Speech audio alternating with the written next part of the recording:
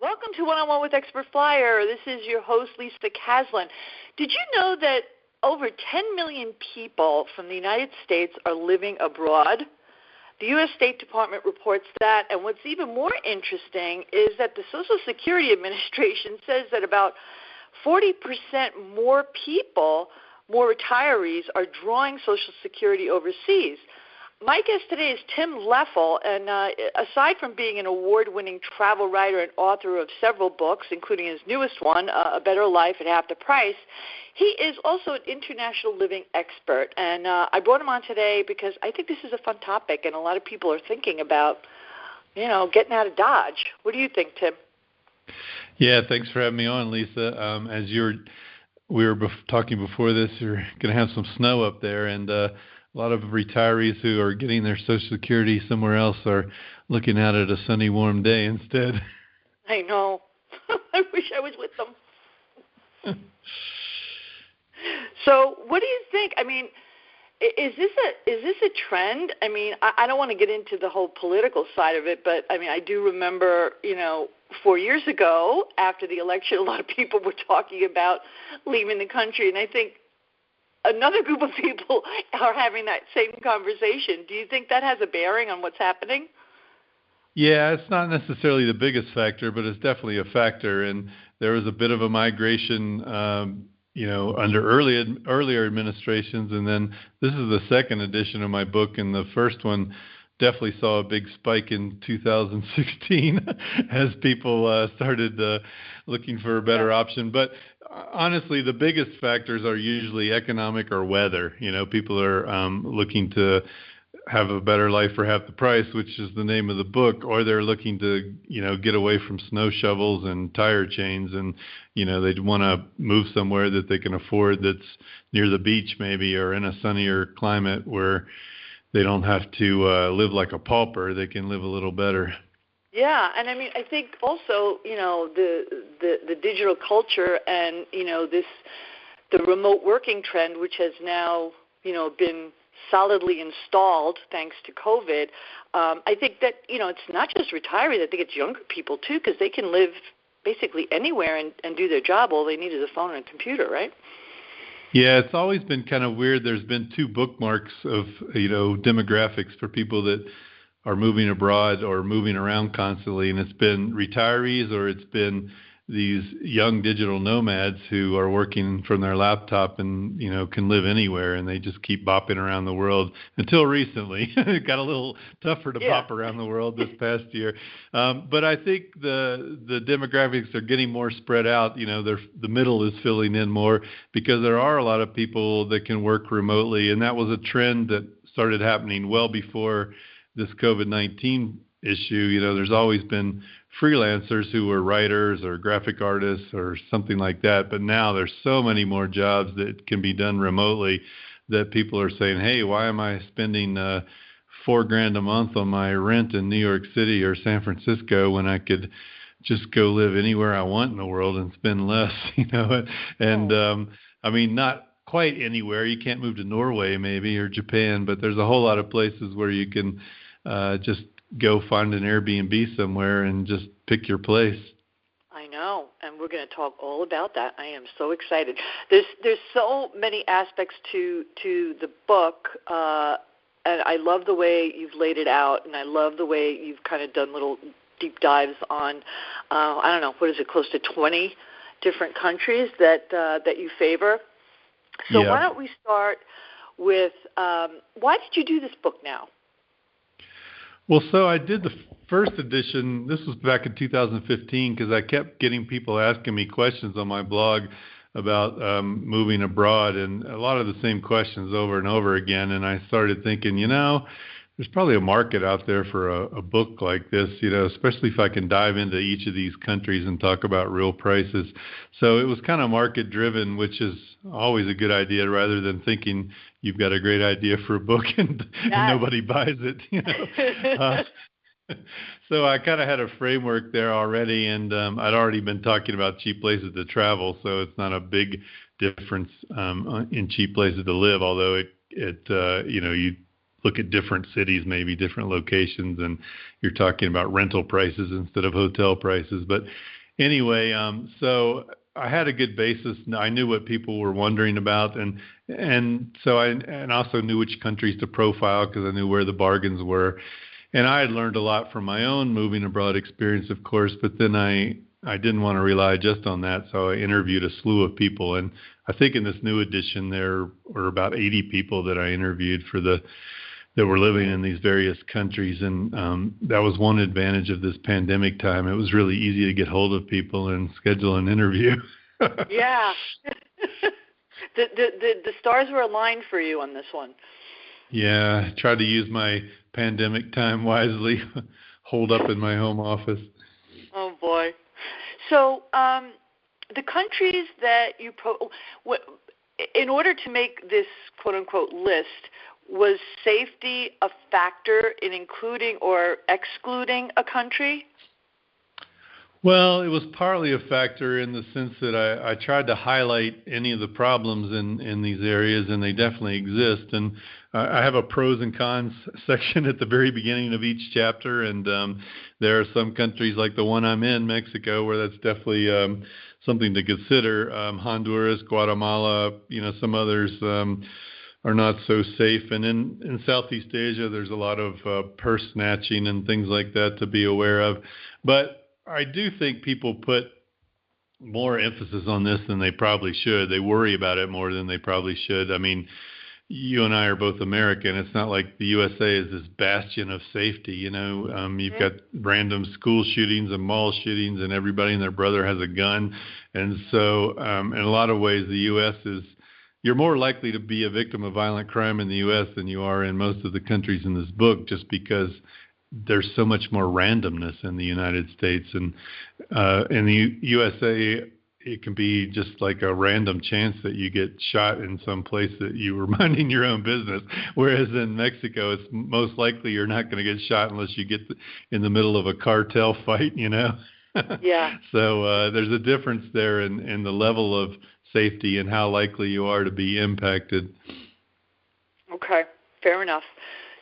But there are countries, having said that, there are countries that are super safe that I have on that list, like Portugal and Albania, and even some of the Asian countries are perfectly fine. Georgia's super safe. So, there is a difference in the level of crime in these countries, but, it's all sort of on a spectrum of great to not so great. But in most cases, if you ask your average expat that's living in these places, they've never had any problem happen to them personally. Yeah. So how does one, if you're toying with the idea, how does one make this decision? Because, you could say, wow, gee, Albania sounds interesting, but so does Malaysia and Ecuador. Those are three pretty diverse areas and not cheap to travel to just to check it out. So is there a way to kind of narrow down your list before you maybe go to, the top two places or something? Yeah, I always say there's three factors you have to look at, which is the head factor, the wallet factor, and the heart factor. And the first two you can do from your own home, I think, pretty easily. So the head factors are the things you would put on a list, the pros and cons and what's really important to you, your priorities. If you're a couple, then that makes it a little tougher. You got to come to some agreement. But, what's your perfect climate? Do you want to be near the mountains or near the ocean or in a city? Do you want to live in a place where there are a fair number of other foreigners that you can hang out with and speak English with? Do you want to be in a place near a world-class hospital? Is that important to you because of your health issues? Or do you want to be out in the countryside somewhere where you can't see your neighbors? There's a place for everybody, and you kind of have to get those priorities in line. And that's the first step, I think, because you don't want to move to a place where you're going to be miserable because it doesn't meet any of your criteria. So that's a good way to start narrowing it down. And then the wallet factors are the cost, the cost of living. And that's the main thing I try to go through country by country in this book is to give you a real sense of what it's going to cost. Because, again, you can't move to Iceland if you're trying to get by on $2,000 a month, but there's a whole lot of countries you can live really well on $2,000 a month if you pick the right place. And then the last part is the heart factor. And that one, I think you really do have to have feet on the ground to figure out if a place is right for you or not. But hopefully you've narrowed it down enough from your past travels and from your research that you can go visit 2 countries or 3 countries instead of 30. By that point, you know which ones are going to possibly work and which ones aren't. And a lot of these countries are in clusters. You can go to Southeast Asia and go overland in normal times to 4 or 5 different countries without ever getting on an airplane. And it's the same in Central America. It's the same in South America. You can either go overland or you can hop on a cheap, regional flight and get there for $60 or something. So you don't have to spend a fortune after you've made your initial flight to wherever you're going. And keep in mind, this is a whole other subject for another interview, but there's a whole lot of ways you can do some travel hacking to, get the right credit card and bank up enough frequent flyer miles for a free flight just from the sign-up bonus. So there's ways you can get around having to spend a fortune to fly to somewhere that's on another continent. Okay, fair enough. So let's break it down by region. So if we were going to start with, say, Europe, because I don't necessarily think of Europe as the most, pocket-friendly place to live, but I know there are a few places. I mean, Portugal has been talked about, and I feel like, and maybe I'm wrong, but I kind of feel like maybe they're overexposed at this point, and maybe 10 years ago it was a real bargain, but I'm not sure if it's such a bargain now. What are your feelings on that? That's a very accurate assessment. It definitely has gotten more expensive in the last 10 years, and that's partly because they were suffering really badly in the financial crisis that a lot of countries got involved in, 10, 12, 14 years ago. They got hit as one of the worst in Europe, and it took them a long while to come out of that. But also a couple other factors have been impacting prices. Lisbon has gotten way more popular as a tourism destination, and people go there and go, wow, I'd love to live here, and start making plans. It's also been impacted by Brexit. A lot of Brits are looking to move abroad somewhere, where they can get their EU citizenship again.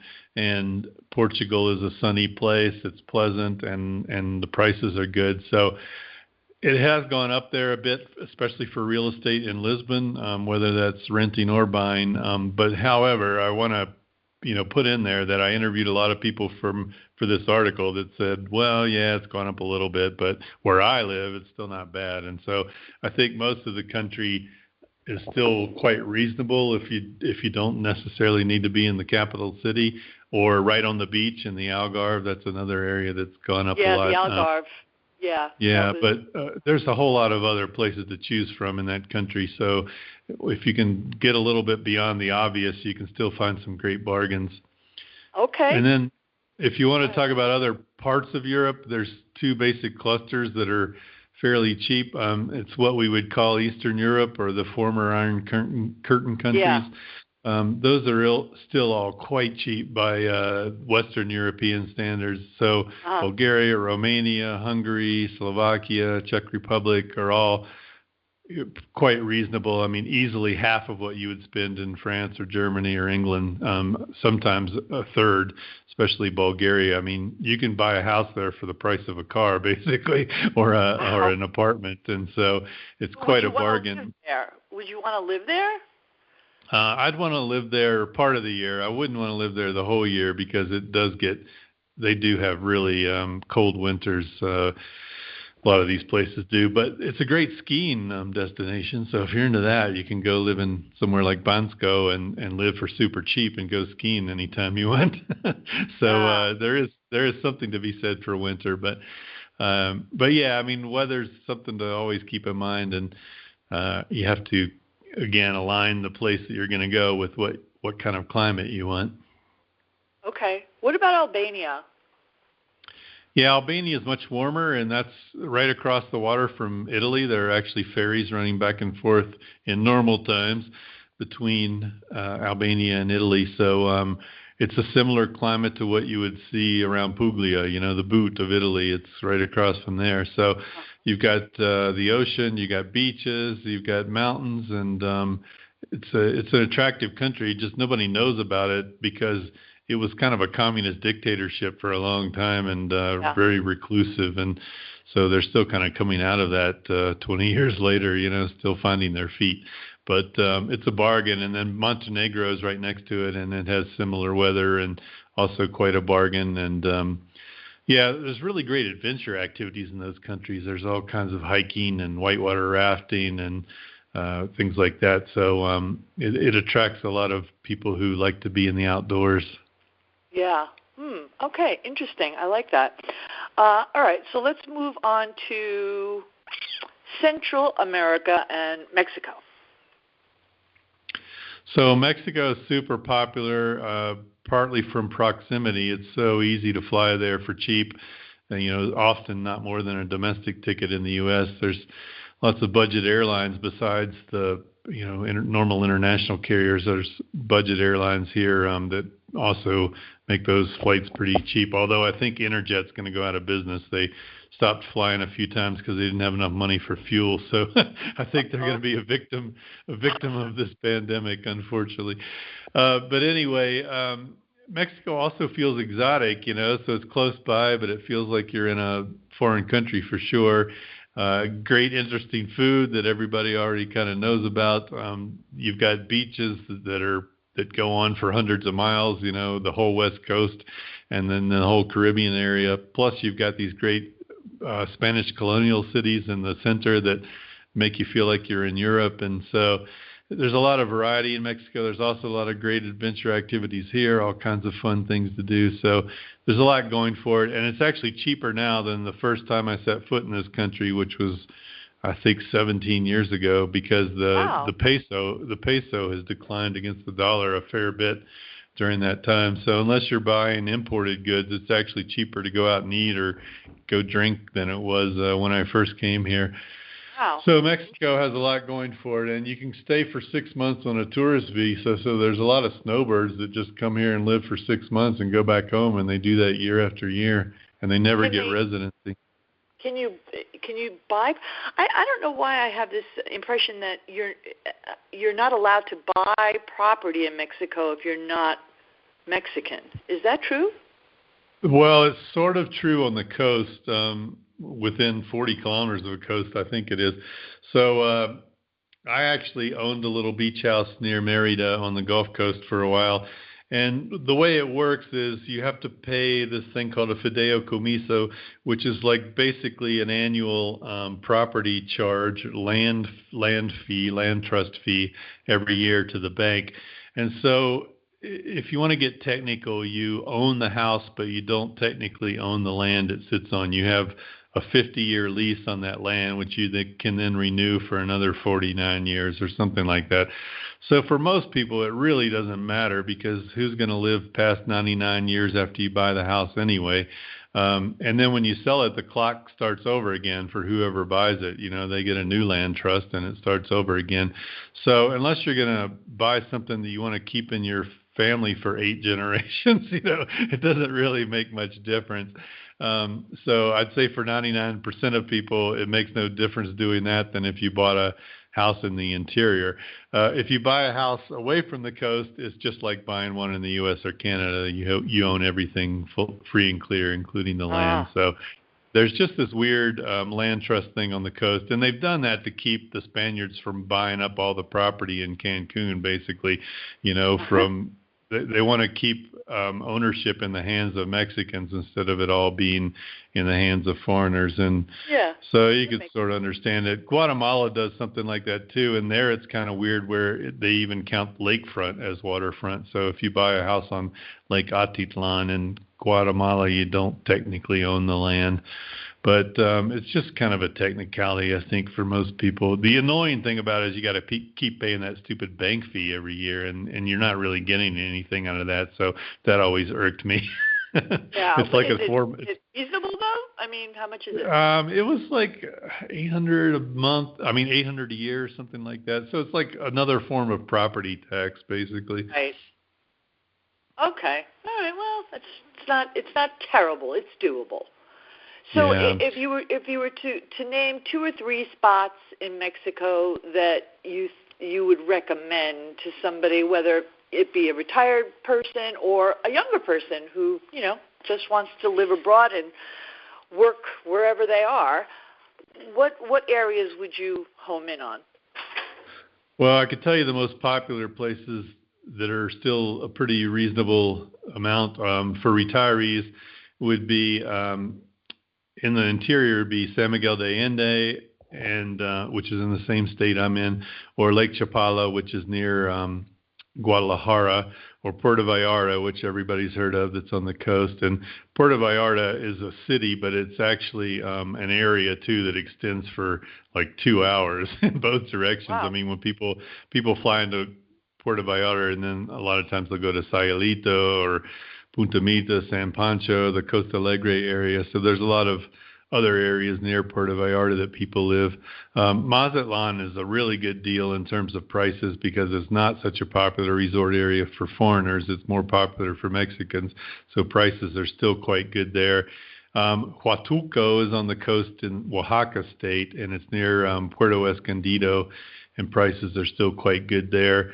A lot of younger people are in the Yucatan area. They go to Merida, or they go to Playa del Carmen, or even Tulum, which I think is not a good deal. I think it's the most overpriced area of Mexico, if you want my honest opinion. Really? But a lot of the Instagram crowd loves it there because there's lots of things to pose in front of.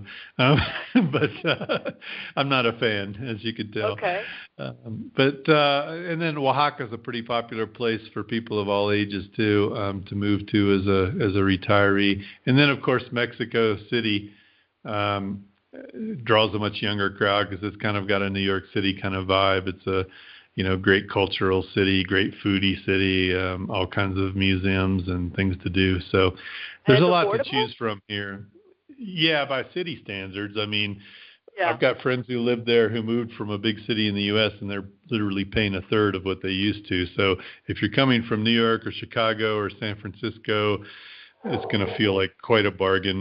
If you're coming from Peoria or Omaha, maybe not so much. But I mean, one of the big advantages of Mexico is this is a big country. I mean, it's not as big as the U.S., but it's just as wide. It's got a lot to choose from. And so when we talk about other places further south, like Guatemala or Ecuador or Peru, maybe there's 2 or 3 cities that foreigners live in, but Mexico, there's 30 or 40 of them probably. Yeah, sure. So before we move out of Central America, what do you think of Panama? Because that is another place that has been long heralded as a great expat community.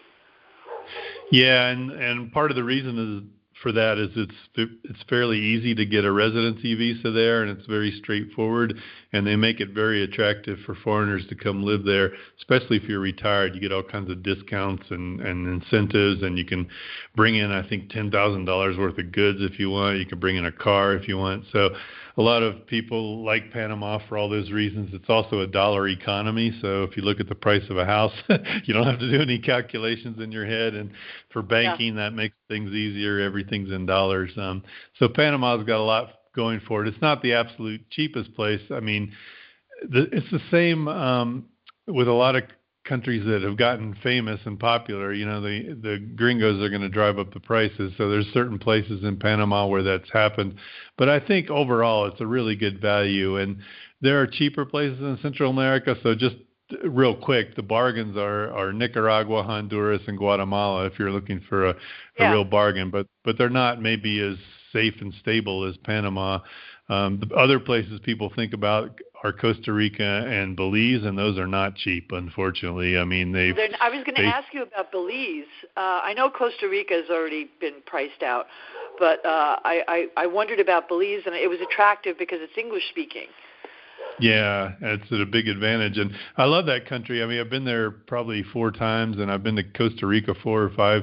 I mean, they're great places to go on vacation, And if money is no object, it's still a slightly cheaper alternative to the U.S. It's definitely cheaper than buying a house in Florida or California, but you're not going to see huge savings like you would in those other places. So just keep that in mind. I mean, I'm not saying they're not good places to live. I'm just saying they're not such a great value as some of the other options.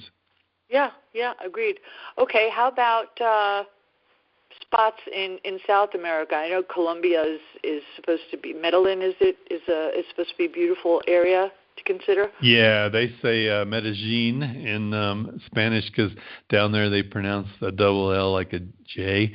But in much of the Spanish-speaking world, that would be Medellin. But either way, it's okay. Either way, I'm wrong. yeah, but that's probably the most popular digital nomad city in the Americas right now. A lot of really? a lot of people who can work from anywhere go live there. And that's partly because the weather's really nice all year. It stays basically around 80 all the time and, cool enough at night that you can go out with a long sleeve shirt on, but you never have to wear a jacket. So that's part of it. They have really good nightlife, rents. A lot of people I interviewed for this book were paying somewhere between $400 and $600 a month for rent. So that gives you an idea what the housing prices are like, and that's in a nice area of town. And there's a lot of high rises there, so you can kind of have that baller penthouse kind of place if you want without spending a lot of money. And I got to say, there's a lot more men living there than women for foreigners because Colombian women have this reputation of being very sultry and sexy and beautiful. And so it's a little tougher if you move there as a dark-haired American woman. You're going to have a lot of competition. But if you're blonde or redhead, maybe you'll be better off. Darn. But there's some other spots in Colombia to live, but that's the most popular one. But there's a lot of mountain towns, and there's some beach areas like Cartagena and Santa Marta. And Colombia is a hub for Avianca, an airline, and I should mention that for Panama, too. Panama is a hub for Copa Airlines, so that gives you a lot of flight options to get out of the country. And It's pretty easy to get a residency visa in Colombia. Okay. How about Ecuador? That country fascinates me only because I would love to someday go to the Galapagos. Yeah, that's a trip of a lifetime for sure. It's a fantastic experience. But there's a big mainland to Ecuador, and the most popular place to live there is Cuenca, which is a big retirement haven. It's probably the most popular retirement spot in South America for Americans and Canadians. And it's a Spanish colonial city with some history. There's a lot of mountains nearby, a lot of places to explore, and prices are really good. Most people are paying between $350 and $750 a month for rent. You can buy a condo there or a house for a reasonable price. And it's really easy to get a residency visa in Ecuador. The income requirement is super low. I think it's $400 if you're retired. $400 a month you have to show, which is not really enough to live on there, but it's all you have to show as far as Social Security income or a pension or whatever. So it's quite easy to get a residency visa. And like Panama, there's a whole bunch of perks. If you're old enough, you get like a 50% discount on flights, I think it is, and discounts in restaurants and on doctors and buses and all kinds of stuff. So it's quite an attractive place in that sense. And the good thing about Ecuador is they have so many different microclimates there because of the altitude. So they grow almost everything that can possibly be grown, which is nice. You can get good coffee and chocolate and berries and tropical fruit. And if you don't like the mountain climate a couple months of the year, you think it's getting too cold, you can just drive for a couple hours and be at the beach. And so a lot of people will kind of take their pick and move around different times of the year. And is the language barrier, how is that? Can you navigate that fairly easily in these countries? Yeah, you can, for better or for worse, you can get by in English in a lot of these places where there's lots of foreigners. It's kind of like being in an immigrant community in Miami or New York, everybody around you speaking your own language. But I would still strongly advise people to learn at least a basic level of Spanish to move to one of these places. And you can do that online starting from your home with something like Duolingo or Pimsleur or Rosetta Stone or whatever.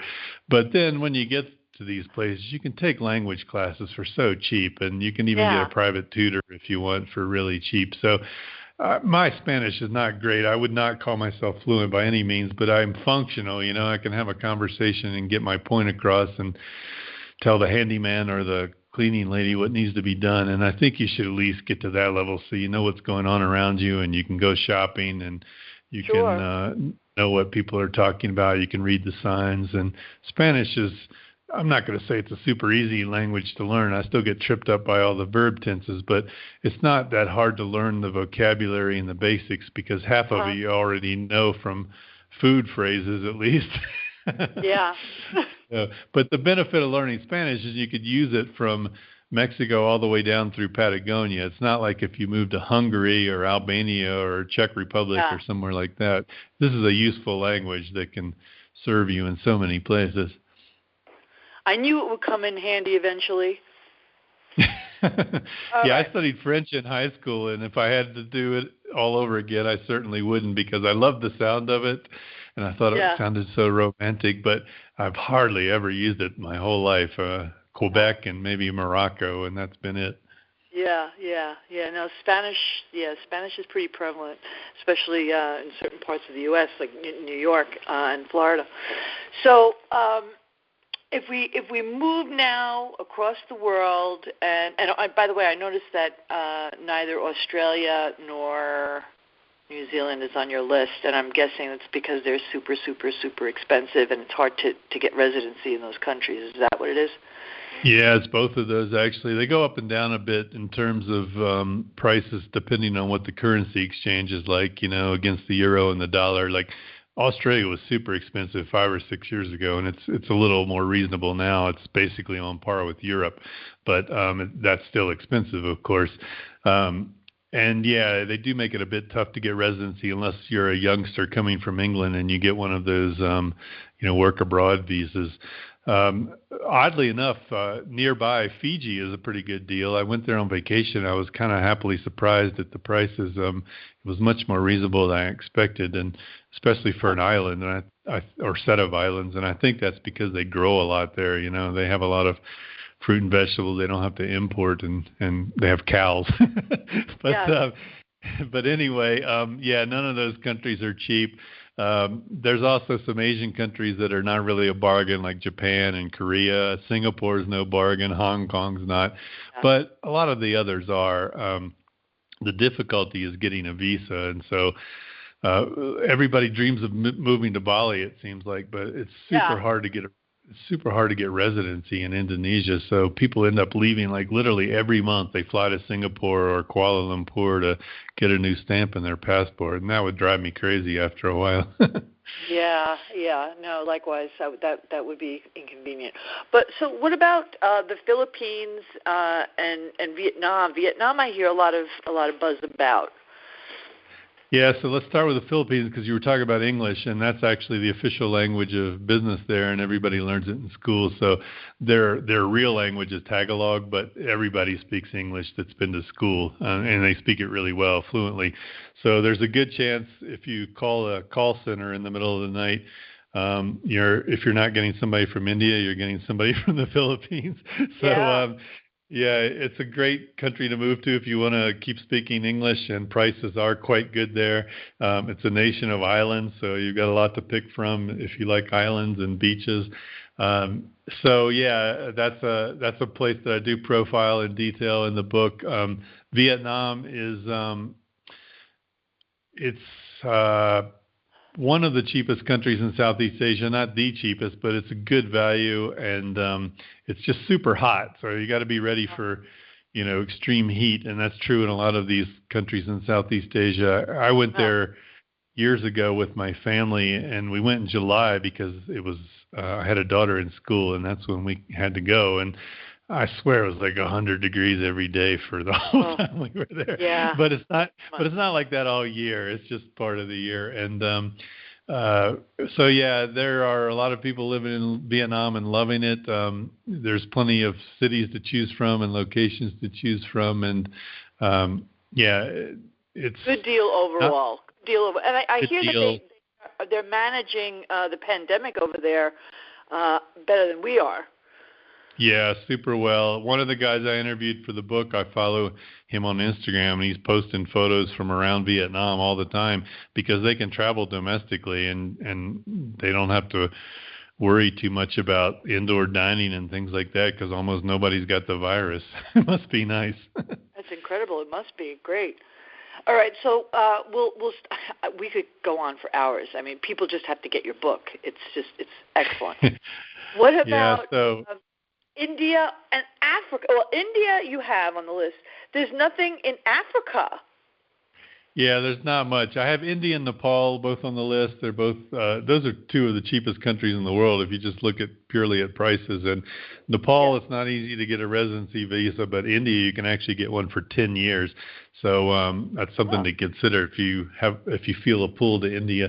But yeah, I don't have much in Africa, and it's such a weird continent because it seems like this is going to sound really strange, but most of the foreigners who live there are either missionaries or they're working for an NGO or they're working for an oil company or some kind of international business. And there's only a few countries in Africa that expats who can live anywhere they want just pick up and go to Africa. And the ones that I do talk about a bit are in the north, are Morocco and Egypt. And those both get a fair number of foreigners living there that actually, move there by choice. And then South Africa at the far other end is fairly popular, although whether it's cheap is a moving target because it's highly dependent on the exchange rate. So sometimes it's a bargain, sometimes it's not. So that one's kind of tough to gauge. But, a lot of people do move to Cape Town or the wine country there, and they love it. But I don't talk a lot about Africa because there's really only a smattering of digital nomads or expats who are working remotely that are living in those countries. Gotcha. Okay. So if one was interested in this, pursuing a dream like this, are there communities or, aside from buying your book, if you wanted to maybe engage with some folks who, are former U.S. citizens that are now living in that country that you're looking at, how do you get in touch with these people? How do you meet and connect with them? Yeah, thankfully it's 10 times easier than it used to be to find like-minded people because now we've got all these Facebook groups and expat groups and almost any place you would consider moving in the world, there's going to be some kind of group of people that are collecting online somewhere. And so if you just go on Facebook and Google, and search for expats in Merida, for instance, or people living in Merida, you're going to find multiple groups. I think here where I live in Guanajuato, there's only 300 to 500 of us, depending on the time of year. Yet there's 3 local expat groups. There's one regular one and 2 Facebook ones. And then there's another Facebook group that just highlights events. And then there's another one that just highlights local things to buy, businesses to support.